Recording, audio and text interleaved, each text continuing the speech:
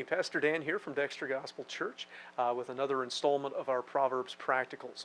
In our last video, we got a warning for those inclined to evil and for those who might get too close to them.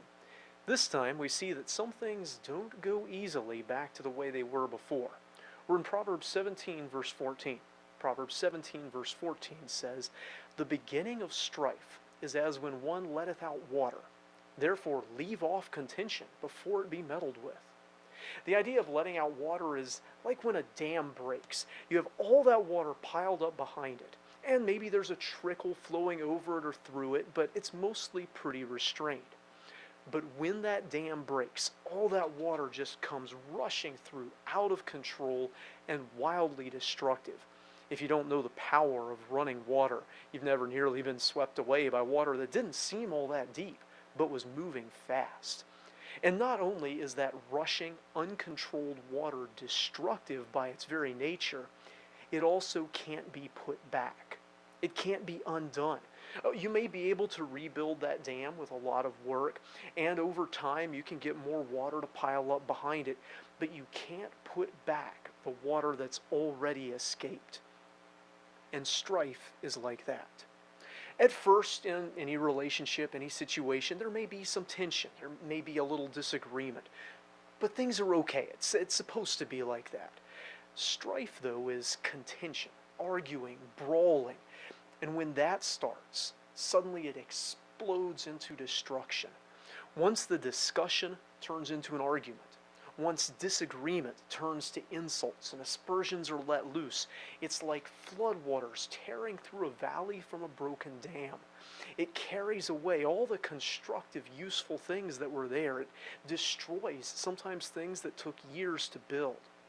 And while you may be able to rebuild that relationship afterward, you might be able to put new water behind the rebuilt dam, so to speak, you can't undo that argument.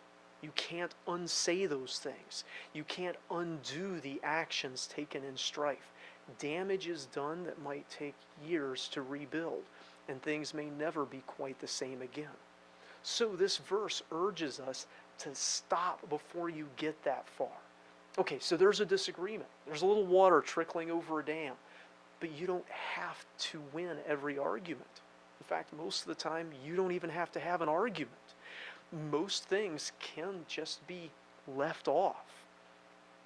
That's usually pretty wise, and they should always be left off before they get out of control.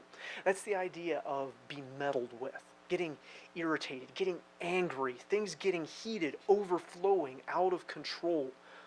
Most of us, I think, if we pay attention to ourselves, we have a pretty good idea when we're about to cross that line, when we're about to take a sledgehammer to the dam. We could zip our lips, walk away then, come back and address it later. Now, we should be patient, long-suffering, slow to anger. We shouldn't be walking around carrying dynamite for the dam all the time. A verse like this is no excuse for being constantly dismissive. It certainly offers no justification for blaming others for making us mad. On the contrary, it puts the responsibility upon us not to contend, not to argue, not to strive, even if we disagree. It doesn't mean we have to agree with everything everyone around us says, believes, and does. We can have the courage of our convictions, yet also have the wisdom not to speak, or to cease speaking, or to refrain from saying things that would turn a disagreement into an argument, a misunderstanding into a contention. We can restrain ourselves, often at least until the danger has passed. So don't argue, don't strive, don't contend. When you break that dam, it will destroy things that took too much effort to build, and some things may never be the same again. You can't put the water back behind the dam. As always, I hope these videos are a blessing to you.